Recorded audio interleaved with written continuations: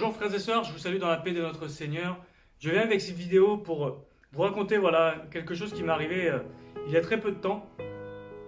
C'est au sujet de la guérison et c'est au sujet de ce que nous désirons quand nous voulons voir quelqu'un guérir et ce que nous voyons de nos yeux et ce que nous ne voyons pas, le côté spirituel que nous ne voyons pas de temps en temps parce que nous sommes tellement aveuglés par ce que nous voulons voir physiquement, parce que nous voulons voir humainement, mais avec Dieu, nous savons que nous devons aller encore plus loin que ce que nous voyons.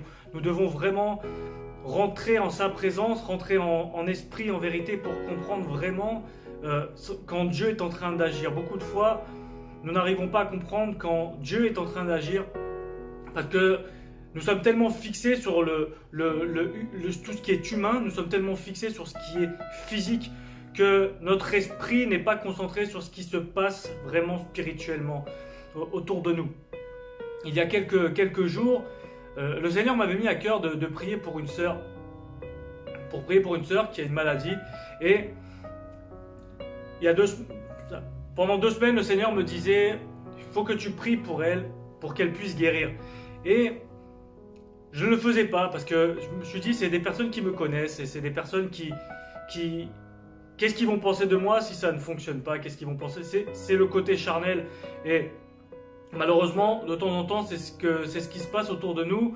Nous ne voulons pas proclamer la guérison chez une personne de notre famille.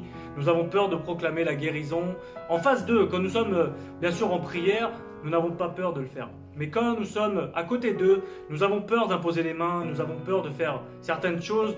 Nous avons peur moi dans mon cas, j'avais peur de salir le nom de Jésus-Christ. J'avais peur de mal comprendre ce que l'Esprit me demandait de faire. Et quand il m'a demandé ça la première fois, j'ai senti vraiment quelque chose qui me poussait à aller prier vers cette sœur. Et la semaine qui suivait, le Seigneur, donc c'était un vendredi, qui m'avait demandé de prier pour elle et je ne l'ai pas fait. Et le lundi, j'ai vraiment ressenti quelque chose de puissant dans ma vie et qui me disait « Tu dois te préparer pour la guérir ». Et toute la semaine, je me suis préparé, j'ai prié à Dieu, j'ai demandé à Dieu, j'ai même eu le privilège de pouvoir guérir le mal de tête d'un frère. Et je me suis dit « Bon, ça commence bien ». Ça veut dire que si j'ai guéri quelqu'un, ce vendredi, quand je vais voir cette sœur qui est dans la maladie, elle va guérir. Mais quand j'ai commencé à prier pour elle, on était avec plusieurs frères et rien ne s'est passé. Et là, j'étais dans la frustration et je me suis dit, qu'est-ce qui se passe, Seigneur? Tu m'as demandé d'imposer les mains sur elle, de déclarer qu'elle allait guérir. Et pendant que j'étais en train de prier, c'était là que j'étais en train de discuter avec Dieu. Au même moment, je lui disais, mais pourquoi ça ne marche pas spirituellement? Je lui disais, mais pourquoi ça ne marche pas?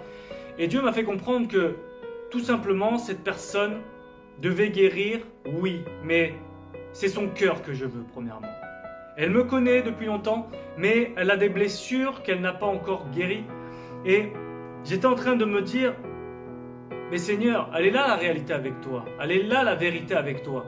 Nous voulons voir, Seigneur, les choses visuelles. Quand quelqu'un est malade, nous voulons voir sa guérison. Si elle a un problème de main, nous voulons voir que ses mains vont mieux. Si elle a un problème de dos, nous voulons voir que son dos va mieux. Nous voulons entendre que cette personne nous dise « je vais mieux ».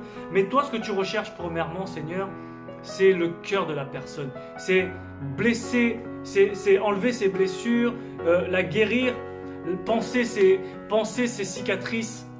Et là, je me suis dit, Seigneur, je n'ai rien compris de tout ce que tu m'as dit de toute la semaine, depuis le temps que tu me demandes de prier pour elle. Et alors que nous étions en train de prier, après avoir discuté avec le Seigneur pendant que je priais pour elle, j'ai compris que nous n'avons pas perdu une bataille. Parce que beaucoup de fois, on se dit, ah, cette personne n'a pas guéri, ah là là, on a perdu la bataille, ou il y avait quelque chose de mauvais autour de nous. Non, tout simplement, Dieu voulait veut guérir son cœur premièrement. Dieu veut qu'elle soit en paix avec elle-même, veut qu'elle soit en paix avec Dieu. Le Seigneur, ce qu'il veut, c'est qu'elle soit en paix avec sa famille.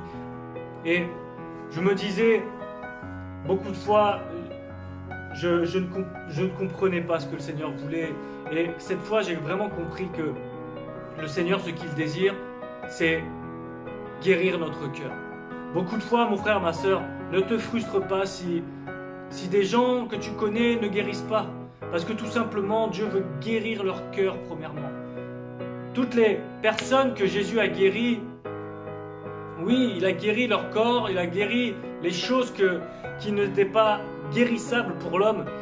Mais ce qu'il a fait premièrement, c'est guérir leur cœur, guérir leurs blessures spirituelles.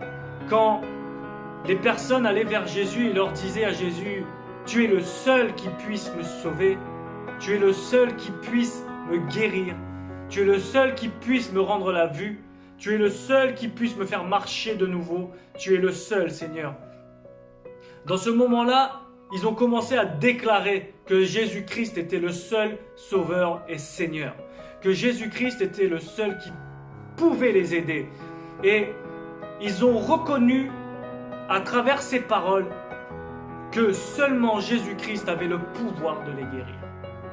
Parce qu'ils ont reconnu la majesté du Christ, ils ont reconnu la souveraineté du Christ. Et le Seigneur, c'est ce qu'il nous demande à nous tous. Nous devons reconnaître sa supériorité comparée à nous. Nous devons reconnaître qu'il est Dieu. Nous devons reconnaître qu'il a la majesté. Nous devons reconnaître qu'il est l'agneau de Dieu qui s'est sacrifié pour nous. Et je voulais vous témoigner cela parce que beaucoup de fois, on ne croit pas en ce que nous allons dire aussi. On ne croit pas en ce que Dieu peut faire parce que nous voyons d'une manière charnelle, nous voyons d'une manière humaine. Et c'est normal, nous sommes humains. Mais le Seigneur nous demande de le chercher plus en esprit, en vérité. Et plus nous allons le chercher en esprit, en vérité, et plus nous allons vivre dans l'esprit. Et plus nous allons vivre dans l'esprit, plus nous allons avoir la vérité autour de nous. Et quand nous allons proclamer les choses, Dieu va guérir. Un pas de foi a été fait avec cette sœur. Un pas de foi a été fait. Et le Seigneur va guérir son cœur premièrement. J'en suis persuadé. Alors peut-être que toi aujourd'hui tu es en train de passer par des moments, des personnes qui sont autour de toi, qui sont blessées, qui sont dans une maladie qui ne se cure pas. Mais sache qu'en toute chose, c'est la volonté de Dieu qui doit être faite. Mais il y a sa volonté, oui, mais Dieu aussi écoute les pétitions de ton cœur.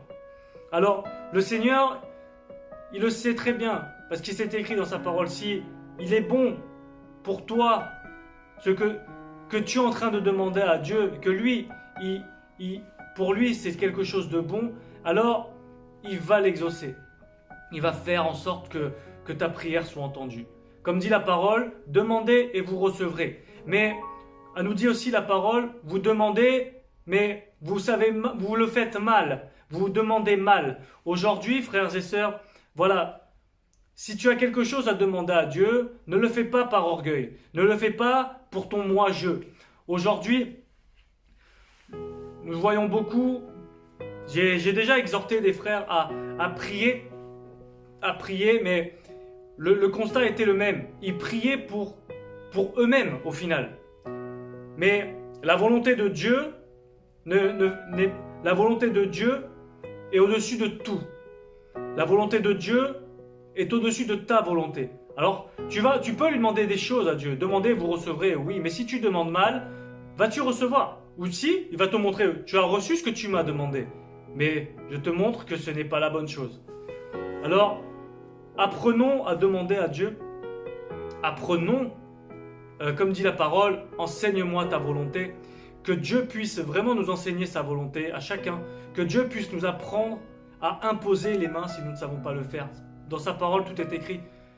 Il suffit de croire et nous verrons la gloire de Dieu. Et je suis persuadé que de grandes choses sont à venir. Ce n'est pas parce que nous avons essayé une fois de faire quelque chose que cela n'a pas fonctionné, que nous n'avons pas vu que ça a fonctionné. Mais spirituellement, avec Dieu, cela a commencé à fonctionner. Et c'est là-dessus qu'il faut que je termine. ayons confiance en la parole de Dieu, parce que Dieu n'est pas un homme pour mentir. Dieu est un Dieu fidèle. Tout ce qu'il dit, il accomplira. Soyez bénis, que le Seigneur soit votre lumière chaque jour. Je vous le souhaite vraiment de tout cœur. Que Dieu vous bénisse. Je vous bénis également dans le nom de notre Seigneur. Amen.